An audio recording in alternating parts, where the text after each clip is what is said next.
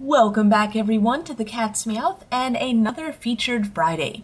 Today I'm going to cover a card that I don't believe is widely known. I didn't even know of its existence until I found it in a bulk lot of cards many years ago.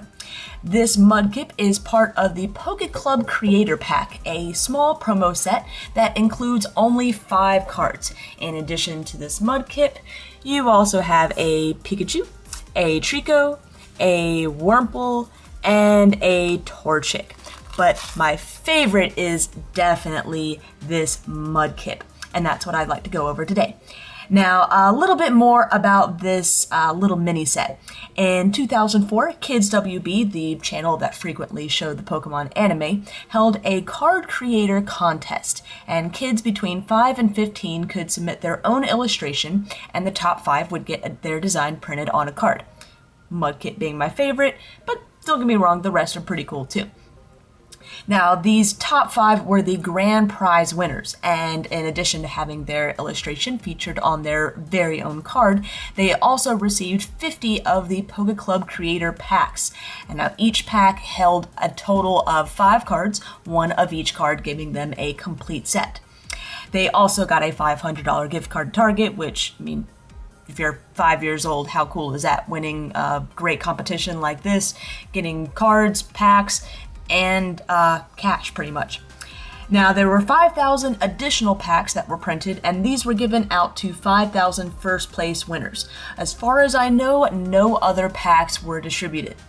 Of the 5 cards, this particular Mudkip is by Rowan Laidlaw, if I'm pronouncing that correctly.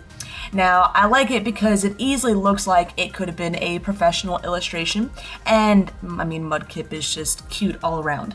I'm guessing that it's attacking with Mud Slap. I'm pretty sure that's an actual move, but the attack on the card is Hypno Splash.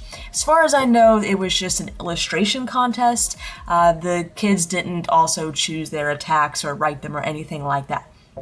Now, none of these cards are tournament legal, and it actually has that statement, if I can get the camera to focus in, right here in red in the bottom corner. Now, I always wondered why they didn't print this same statement on all of the non-legal cards, particularly the World Champ cards that come in the decks that they print out every single year. That would really avoid confusion with newer players and prevent scams where players and sellers that should know better sell the World Champ versions of the cards on popular places like eBay, and players thinking that they're getting a competitive card, buy the card, go to a tournament, and unfortunately don't find out until they get to the tournament that their card is not legal.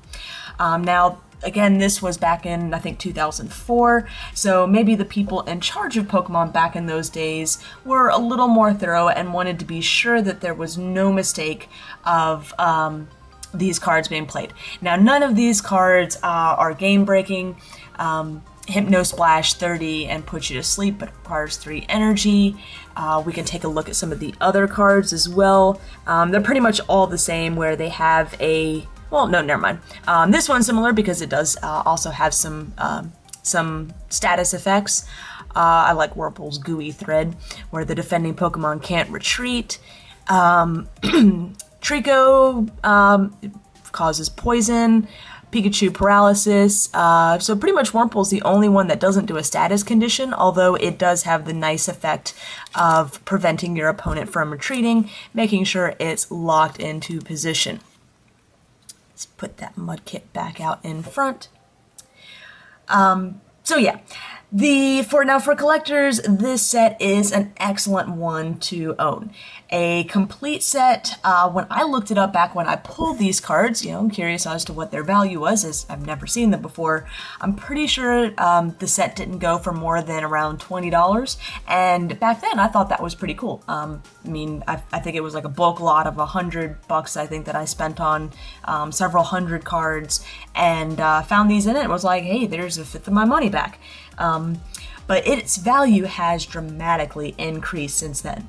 A complete set can easily go for over $100 now, depending on the condition. And if you have a sealed, I believe the Poke Club Creator Pack, that you can easily get over $130 for that. Now, it's hard to find the prices of the individual cards that aren't already graded, since there's, like I said, I think 5,050 packs of these that were put out. That may seem like a large number, but you have to think about the tens of thousands of cards that are printed out in normal sets. So a lot of the cards that are being sold one by one from this collection are already PSA graded, and so they're already, $50 to $100 each.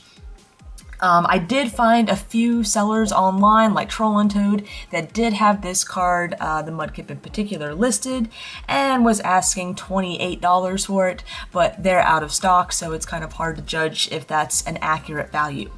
So I hope everyone has enjoyed this week's Featured Friday video, and we'll stay tuned for another one next week. I'm still taking suggestions on cards or Pokemon that everyone would like to see and have a list running, so feel free to add your desired Feature Friday card to the comments below, and I will do my best to feature it in one of the upcoming videos. Don't forget, too, that MLPB, Major League Pack Battles Season 3, has just started, and our first battle will be on Sunday, I believe at 4 o'clock, versus the Milwaukee Miltanks. Hope everyone will check that out and root me on to hopefully a victory. If not, I hope we get some awesome pulls.